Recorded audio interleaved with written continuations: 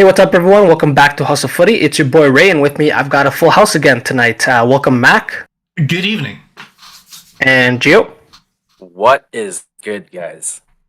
On today's podcast, we are going to be going over this past weekend's action in the Premier League, and we'll also talk about some of the up and coming semifinal matches for the EFL Cup. Before we get into it, don't forget to follow us on our social media, both on X and Instagram. Our handle is at @house_of_footy. Also, don't forget to rate, review, and subscribe to us. We are on both Spotify and YouTube. And lastly, if you're free to get in touch with us via email, we love hearing from you guys, and we want you guys getting involved.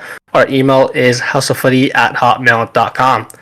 Let's get straight into it, Mac. The opening match, I think, from this weekend's action was Arsenal Crystal Palace. Arsenal at home to a Crystal Palace team that honestly hasn't had the best season so far, and Arsenal made them pay, winning 5-0 at home. Very convincing, I would say. Of course, getting a comprehensive win at home is another great result in the back of sort of being part of the title race. And so, how does this result impact Arsenal in the long term for how they finish the season, Mac? I think this was an important result because one, you're facing a London rival at home, a struggling team, and you need to come out with a result. And the biggest criticism I would argue thus far this season has been for Arsenal has been their lack of goals, their creative opportunities that they've been able to kind of create, and to be able to finish in the final third. So, of course, bagging 5, keeping a clean sheet, I thought was a huge step in the right direction of what we want to be able to get out of a title contending team. So I thought it was vitally important. This, in fact, I think was the largest margin of victory tied in history for a London derby as well. So that just puts kind of another stamp on how large of a margin this is in contrast to how these London rivalries, London derbies have generally gone. So I think it was very important. The interesting ways how they went about it is where we talk about a lot of Arsenal over the last, let's say, 20 years, it's kind of free-flowing, fluid football. But to start off and to be able to kind of go about it in a more of a gritty way where you're relying on set pieces from Gabriel, corner. I think he has 12 in the last couple of years, which is more than any defender across the top 5 leagues, something of that ilk. 3 more, in fact, than any other defender. So you can see how much of 30 he is, him scoring the first 2 goals. Him scoring the first goal, and then, of course, getting a little bit of help from Mr. Dean Henderson for the second one, of course. That's always very nice. But it was important in terms of getting that lead early, and allowing that snowball to happen, which is what we saw a lot of Arsenal towards the beginning of last season. So I thought it was a great performance, absolutely needed, and Lee should stymie or stem kind of, I guess, the raging fans or the Arsenal haters of reversely saying that they may be out of it. So this is a step in the right direction, but of course it's still just 3 points. Yeah, I mean, 3 points at the end of the day is 3 points. So credits to Arsenal, though. Gio, the way the game started, poor defending. Firstly, on a couple. I mean, set pieces is always going to be a question mark on if you get concede numerous set pieces in a game. First goal, perhaps there was some fouls that weren't called, but also the third goal that Arsenal did score. I believe it was the one with David Raya who played the quick pass, but on the break, you can't be conceding from your, I think it was an Crystal Palace corner. Can't be conceding from that spot. So, Gio, walk us through, I guess, how you saw this game. Honestly, I think from the start it was very convincing that Arsenal was going to take control of this game, and they inevitably did. Yes. A lot of people will talk about whether Gab's goals could have been called back for fouls on Gab, but I think that's just physical football, and I think it was fairly ref throughout the game. The ref did let a lot of things kind of go and allowed more physicality, which again isn't a bad thing because we're used to seeing a lot of physical play. Of Prem of the old, so I quite enjoyed it. I had no issues with it. It's guys getting physical. It is a contact sport, so I really don't mind it.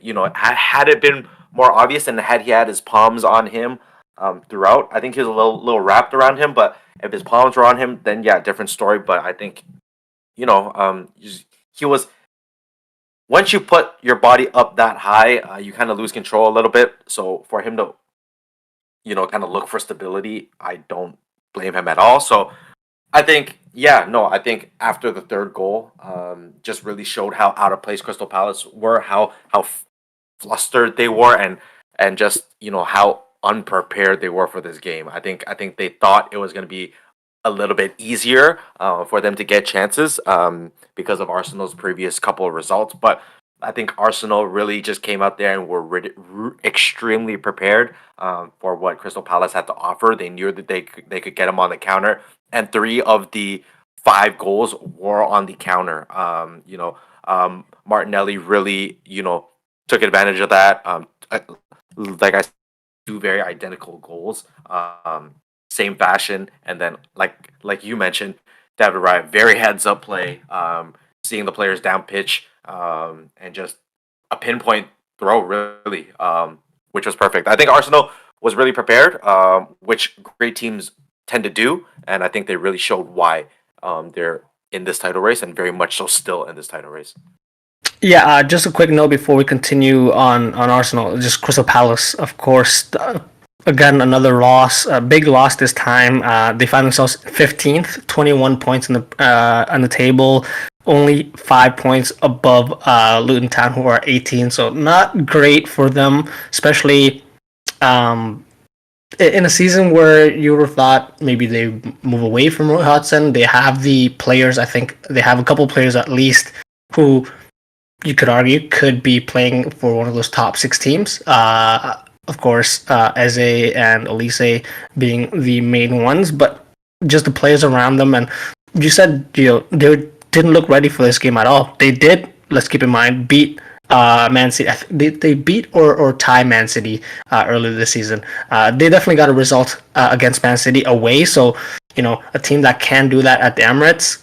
It's just a shame that they did concede and perform this poorly against Arsenal away. But I do have to get credit to Arsenal. Just want to make a mention for Crystal Palace because there could be some changes that come either through players coming in or manager changes before the end of the season. But on that Martinelli point, Max, just wanted to ask you, two identical goals.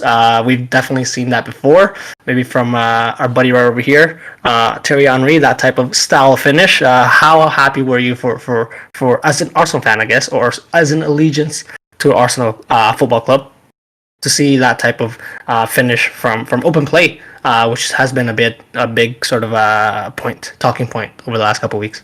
Again, it was nice. He should definitely be wearing the number 14 instead of somebody else in the squad, but I don't think we have to go into that necessarily today. I'll take him. You could put Saka wearing number 14. Again, I digress. So let's not go into the Ketia situation. But I think the idea of open play goals from Arsenal, I think they have 10 goals from corners so far this season, which is the most in the Premier League. I think they have 8 clean sheets, which is the most in the Premier League. So you can see it's very rigid in terms of how they've gone about their play style, which has been critiqued a lot, I guess, from more previous year Arsenal fans, and has been a critique of previous teams of Arsenal about, hey, they can only score an open play. They can kind of get the nitty gritty win as needed. But this still having a little bit of flair, a little bit of open end goals where you're able to kind of electrify the fan base in a way where you have a player like Martinelli that could take his man, beat him, and score a fantastic goal. Like, that is always nice. And him individually, where a lot of people have come in to criticize him individually for his season thus far, not getting on the score sheet when he needs to, not really kind of having the goal and assist that he kind of contributed last year. Was it more of a kind of a lucky season last year and he wasn't able to kind of implement it this year? So him to get back on track against a lowly Crystal Palace team was absolutely vital, because against the bigger teams, just like he did last season, they'll need him to perform, and he has to be a key player for Arsenal if they're going to continue on with the title push. I think, though, if we go to my quick thoughts on Crystal Palace, I think that, again, in all likelihood, are they going to go down this year? No, I think they should be fairly safe. Though, again, as we'll always say, the bottom 3 teams are that ass. Like, it's really tough to be that bad, but it's possible. It is possible. So I think that they have to start looking at their long-term future, where they have a year out. It seems like, where this year, in all likelihood, they're not going to be relegated because the bottom 3 teams, as I say, suck, and the 2 teams even below them, in all likelihood, may, if anything, get a points reduction. So they should have a fairly sized cushion. So what does that mean for them in the short term? Obviously, Roy Hodgson is probably not the long-term answer for manager. And as you highlighted, Ray, the Elise Eze situation where either of those, I would not be surprised if both of them are starting for Crystal Palace at the beginning of next season. So they need incomings. They need to be able to build. They need players. They need to restock the cabinet once again. If by this time next season they're not going to be in a similar position, so I think that a game like this may be kind of a warning system to the owners because as of right now it's not going well, and as we know in the Premier League, things can snowball very, very badly, very, very quickly if you don't change things. So I think that, again, in all likelihood, there will be a change in manager fairly soon, respectfully so for Roy Hodgson, what he's done for the team. But they need to start looking at their long-term future and make sure that they are back to the team that they have been the last couple of years, where they maybe not the best team in the Premier League, but they are competitive week in, week out, and right now they're not. Okay, well, a team that did overtake Crystal Palace this weekend in terms of standings, Gio, is, of course, Brentford. A lot of talking points here, but of course, we got to start with a certain someone making the return, captaining his side to that win as well, and getting, of course, on the score sheet himself. Gio, what are your takes on Brentford 3, Nottingham Forest 2? Let me just clear the air here, okay? I know. Let me just address the elephant in the room, and it's Mr. Bet on himself, Ivan Toney. No, I think we're all excited to see him. Obviously, this was almost, if you want to look at it this way, you can. It was almost an audition for many reasons. I think teams do have their eyes on him, and he's on a lot of teams' radars. In the Premier League, outside the Premier League, whoever's looking for a striker who has been quite clinical throughout, the last few seasons, I'd say, he was really just auditioning for those teams, whether we like it or not, or whether we believe that or not. But he's definitely out there. His name is out there. But I think, he was good. Obviously, I don't think his fitness was completely there, just based on, the times he did kind of lull in the middle of the field, not tracking back as much as we'd like to see him. But no, I think technical ability. I don't think he's really lost an edge. Obviously he has been training hard, but I think Brentford was really just the team who kind of wanted him more. Yes, Nottingham Forest had their chances, but they after they scored the second goal, they kind of paused. They kind of got comfortable and didn't really, get their chances as much as they were in the first half. So very deserving win. It's nice that the manager really had Ivan Toney's back. As soon as the suspension was over, announcing that he's definitely going to be in the starting lineup and he's definitely going to be captaining the side. That just goes to show the belief that they've always had in him, and the confidence they had in him. So definitely nice to see. To the bettors out there that bet for him to score a goal, congrats, because you cashed in there. Thank you very much. No, man. Honestly, it was like a boost in itself, and of course, Nottingham Forest. Maybe I'll get to it a little bit later. Not the most difficult opposition at home. Still, getting the win in this type of fashion is only going to give them a boost, Mac, because of course, I think it was 26 goals scored up to this point of the season. With Ivan Toney, you can guarantee he's going to get you probably 10, maybe 15 goals for the rest of the season, and then a couple more, maybe 5 to 10 assists here and there. So that in itself is a big boost for them. They, of course, like I just mentioned, moved themselves a little bit further away from that relegation zone, 22 points in standings. And it was a back and forth game, but ultimately, I guess that Ivan Toney effect did have a positive outcome for Brentford. What are your takes on this game? What his goal should have been disallowed. I don't understand. What are we doing here? Is he a Madrid fan? Is this what's happening? Is just like the bias is just set in, and VAR doesn't do anything? I don't understand. I do think that it's a nice story, and I enjoy that. I think it was great. I feel a little bit hard on for Nottingham Forest because the points should have been shared, and both those two teams right now are struggling. Nottingham Forest again for something different, but Brentford and Nottingham Forest again. If we were to go to comparisons for Crystal Palace, I wouldn't have been surprised in any other season one of those three teams being in a position to go down this year. Again, they may be fortunate. We'll have to wait and see. Still early days, and who knows what happens. But I think that this was every point when you're down at the bottom of the table is absolutely vital, and Brentford needed this. And you can kind of see why, even though the reports are, oh, okay, what if someone offers 80 mil, 90 mil for Ivan Toney? Is he going to go anywhere? For them, no. It's because for them, he's far more important in terms of the impact he has with his ability to score goals, where we know that it's really set pieces and hope Ivan Toney does the business for us. That's their way forward.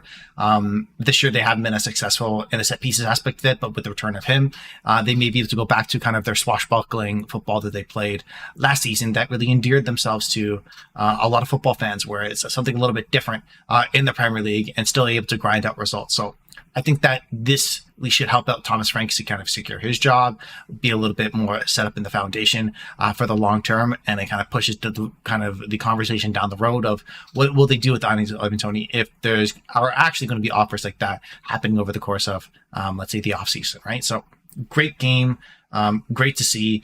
But feel a little bit hard on for Nottingham Forest ends, but overall I think it's a good story for football, so we'll take it. Yeah, of course, we do have to mention the shithousery that Ivan Toney was involved with for that goal of his own. But nothing to take away from other goals that were scored in this game. Danilo, great strike from outside the box early on, and then who else other than Neil Maupay scoring the winner in this game with a I think a weak foot finish across the goalie, which I feel it's hard on Matt Turner. I don't think he could have done anything for any of the goals. The set piece goal, the one with the Ivan Toney moving the ball over, and this one. But just looking at their squad, Gio, it doesn't scream Premier League quality at this point. Of course, they were missing Gibbs White for this game, and he looks like he'll be out for at least 2 weeks. Nuno Espirito Santo mentioned in an interview recently. But still, it doesn't look like for them there's much hope apart from Gibbs White and maybe Chris Wood producing some magic. And if they do get hit with that points reduction, currently at 20 points, and if they do get maybe something similar to Everton, will get the 10 points reduction, they'll be tied with Sheffield United, who are on 10 points so far. So, Gio, I guess just a quick mention on Nottingham Forest for you. What do you think about their squad and their chances of staying up? I mean, I don't think it'll, anybody who had, his minds have changed that, their squad was any much better. Yes, Espirito came in and really just got the boys going a little bit, but I think quality-wise, I think they are still lacking a lot. Even with all the signings they've brought in, they weren't really, club-changing signings. And now they might get, it might come back around and bite them in the ass. So do I think that they'll get relegated? I think they have a little bit more quality in Sheffield to try to, in terms of possibilities of getting out of that zone. But, they're not doing themselves any favors because they obviously lose close games, and if it's not a close game, it's, they're struggling to score goals. Again, apart from Gibbs White, who is really producing for them. So they're really struggling. But, I just don't. I know it already happened for Everton. So, it can happen this season, but I just don't think it'll be kind of rolled out this season. So that's fair. They're just hoping that it doesn't get rolled out this season. They'll gladly take the point deduction next year and kind of start fresh from there and kind of figure it out then. But I think they're just hoping they don't get to that point because I think they know that they're going to be struggling, but I think they do have enough quality than a bit more quality than Sheffield to kind of dig themselves out. Maybe a draw here and there, kind of park the bus. They will be able to do so. Yeah, of course. We'll have to keep an eye on how the situation plays out because, of course, Everton find themselves not too far from the bottom either. So that's going to be a interesting fight for those 5 teams. in those positions. But let's take a quick break here, boys, and then we'll be back covering some more Premier League action and also some EFL Cup semi-final action as well. So stay with us, guys. Welcome back to House Footy, guys. We are just going to continue now discussing some more Premier League action from this weekend, and we're going to talk about now Liverpool against Bournemouth. Liverpool away to Bournemouth. This game, it would look like it would have been a tougher game to call. Of course, Bournemouth playing well recently. Dominic Solanke getting in amongst the goals, and it looks like they have definitely turned things around up to 12th in the league compared to the start that they had earlier this season. And Liverpool, of course, missing some key players. Mohamed Salah, Trent Alexander-Arnold, and even Szoboszlai. But in this game, it really showed, I guess, Liverpool just the difference in quality, even though Bournemouth did have chances. Liverpool ultimately, with, I guess, namely Jota and a couple of other performers, key performers in this game, really showed that they had just that quality with, of course, those type of players to sort of change games in a game where it was kind of 50-50, could have gone either way, I think, if you looked at it earlier on. But, Liverpool, again, take the lead in this game through Darwin Nunez. Jota gets 2 goals himself, and then Nunez finishes it off, which is only going to produce more confidence in that side with Salah being missing for a couple weeks. He even picked up an injury in international duty, so there's maybe even doubts for him to come back at the end of AFCON, or if he does make it back for that tournament. So that's going to be a huge boost for Liverpool. Whereas keeping a clean sheet as well against Bournemouth, who in recent memory, it really looks like it really feels like they've scored against Liverpool multiple times, whether it's in a close loss or just like a consolation goal. So I think it's a big boost for Liverpool as well. Another player I would like to mention is, of course, the right back who came on to feature for Liverpool, Bradley, who, man, I guess that's what you get if you don't have Trent Alexander-Arnold. You do have some more defensive coverage for you in these types of games. So honestly, just overall a good performance, which keeps Liverpool at the top of the league. So Mac, I guess I'll toss it to you. Are there any takeaways from you in this game or this result? One is just the conversation around Salah. As you had highlighted, is where he was injured during AFCON. He's actually back at Liverpool to be able to do his rehab. And there's talks that if Egypt do continue to qualify and he's healthy by then he'll go back. But as of right now, current status, he's back in Liverpool. I think that's interesting because his presence there, maybe just be able to get the highest quality of treatment, I think is very important. And then just being around his team, noticing that, hey, even if I do miss a little bit of time, there's enough tools in the tool belt to be able to kind of get the job done in the Premier League. And Liverpool, I know a lot of memes will be going up of Darwin Nunez or different players like that, but they have a multitude of options and different ways that they can attack, and just their ever-present presence really in the game of how they're going to be able to pressure you and put you in uncomfortable positions to be able to make you make mistakes, and for them to have the quality to exploit it, and the equality and the effort and the intensity to continuously make those chances, I think is what screams this Liverpool team. And even without arguably their best player, for them to continue to be able to do that is great to see.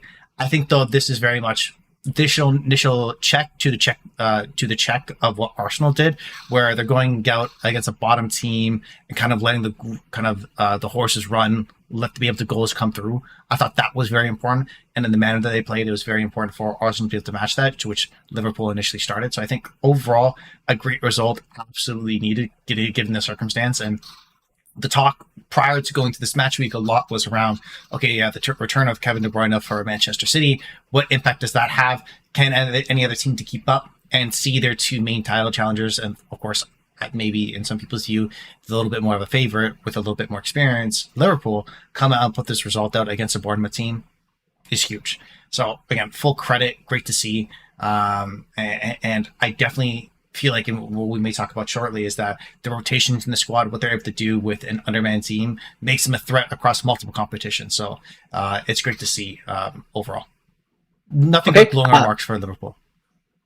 Fantastic. That's what I like to hear, of course. But Gio, maybe you have something maybe different from Mac, a different takeaway from this game. What do you think? Uh, I wish I did. I wish I did. I just have more to add on about their flying colors, as some would say. I think just overall, understanding, yes, it is Bournemouth. They are sitting quite a bit lower on the table.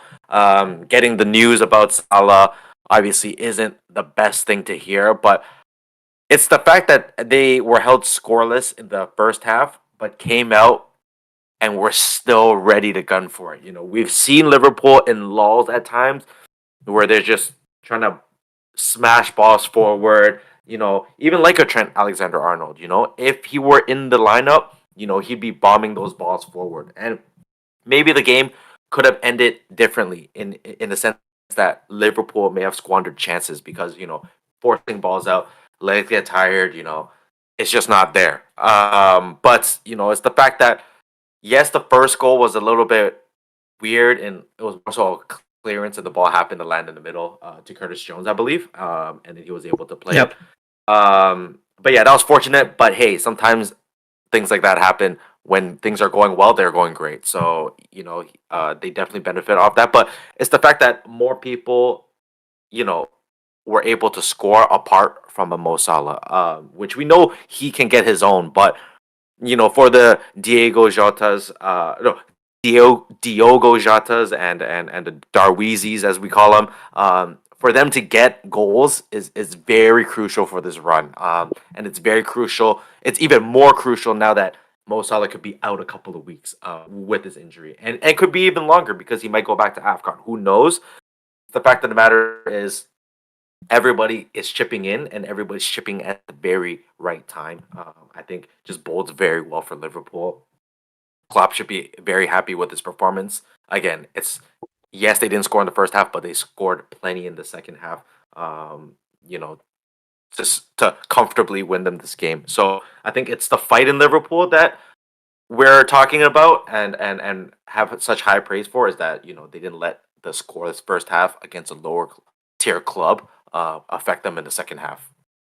Yeah, no, I think that's right. And another player I would like to point out would be Alexis McAllister. He did perform quite well in this game, and I guess with Endo missing, he really has a chance to cement himself as the main CDM in this Liverpool team. Though a lot of people still have questions upon that position, which you know we're even talking, and Gio, you're talking about a potential player coming to Liverpool from Fulham, which we'll actually talk about now, filling that position.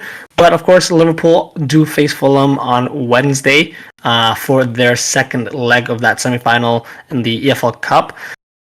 Liverpool coming off of a second half comeback in that first leg at Anfield, 2-1. So still bringing a win into Fulham is going to be positive for them. But Fulham, of course, at home have had it's going to be 11 days between the last result against Chelsea and this game, so they're going to have a lot of time to prepare, a lot of rest for those players as well. So that's going to be a big positive for them.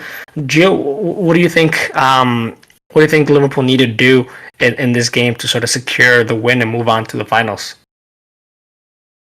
I don't think they really need to do anything different. I think obviously Palinha, it's going to be a wrecking force in the middle, but I think the pace that they can move at is quite a bit better than Fulham. We've seen them down, and we've seen them come back. I think they just need to, maybe play a slightly more conservative game because you don't have the depth that, say, you had a couple of weeks ago when you played them initially.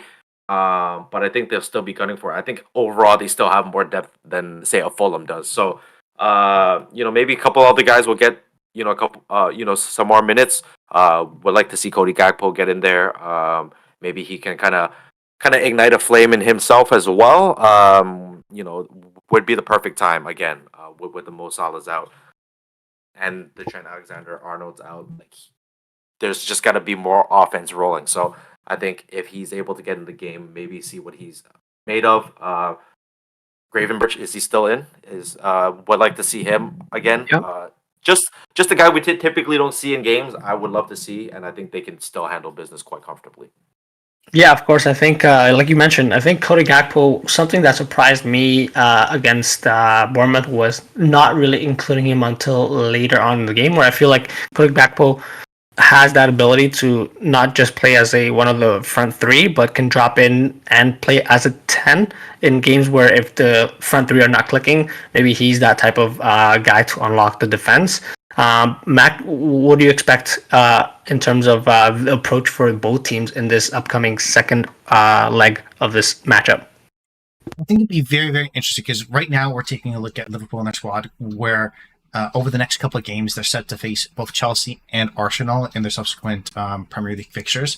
So after, of course, this Fulham game. So, would we see a little bit of roll of the dice here, where they can kind of squeeze through, not playing maybe their 100% first team, so they can be able to kind of recoup and get ready for games in the upcoming weeks? That's what I think the interesting balance Klopp will have to play is where how spread, because as we may have seen, I think it was a couple of years ago where their joke was Liverpool on for the quad. Hey, they're in all competitions. They can still win everything, guys, and came out with the cup double, which is still a very, very good season. How thin do they want to spread themselves where it may potentially hamper them in competitions they want to be able to go as far in and to be able to challenge us in? Of course, the difference being is that in that season they were in the Champions League to now they're in the Europa League. So does that change the balance of equations?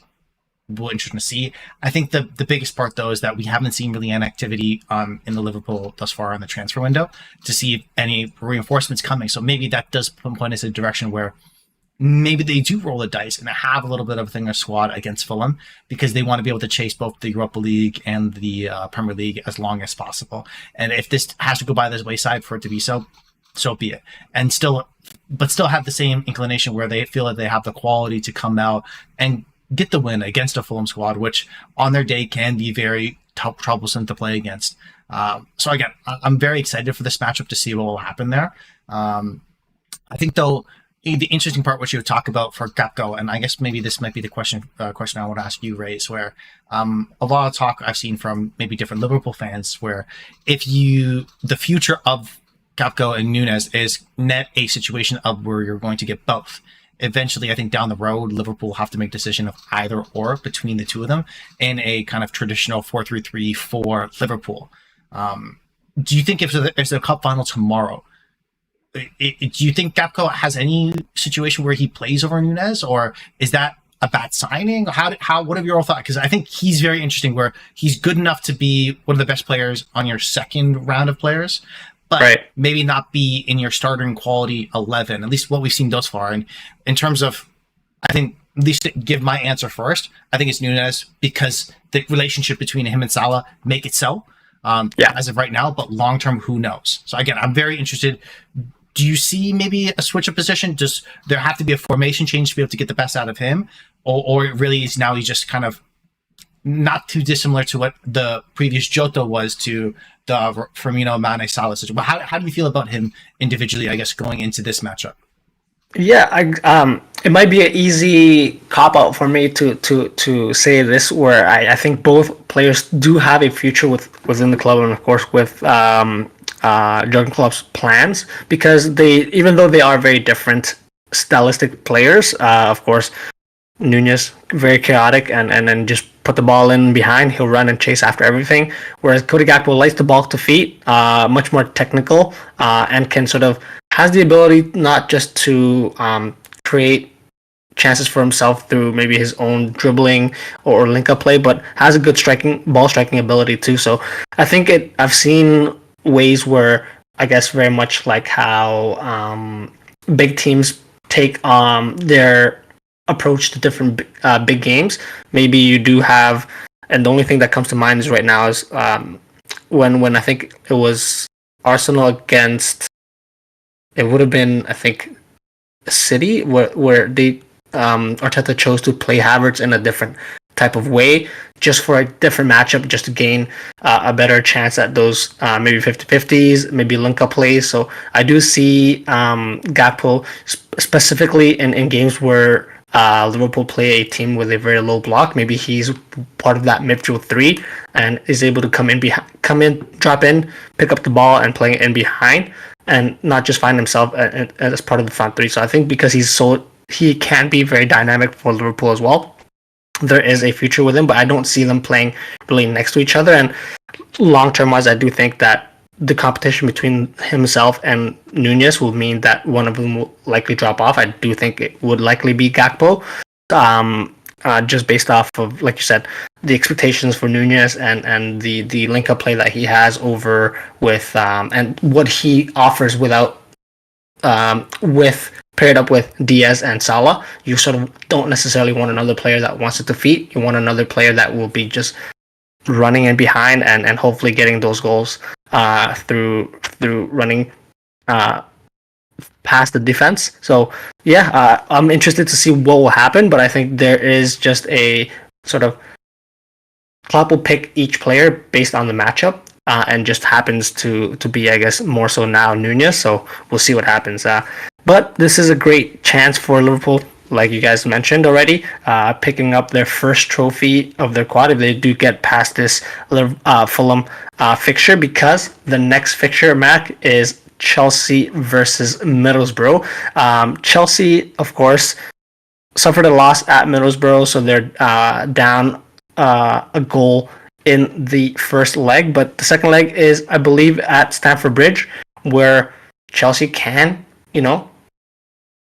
cause maybe an upset and get the win here by scoring goals. I'm not sure how you're liking their chances, but what are your expectations from this game, Mac? I think this might be early to say. I think this is a must-win game for Chelsea. For them, of course, but specifically for Pochettino. I think if they get knocked out here, I think any bubbling or kind of ease that he may have in terms of the viewpoints of the Chelsea fan will quickly dissipate. And it'll be interesting to see what type of mentality they come out. Do they really come out aggressive from minute one and kind of go for the throat, go all out to be able to get back into this fixture, get that early goal, and then chase the win? Because if they come out of this competition against a Middlesbrough side, which is not of Premier League quality, again, anything can happen in Cup, but over the course of 2 legs, you should hope to expect your qualities to really show through, and the difference between, I guess, the statures of the club.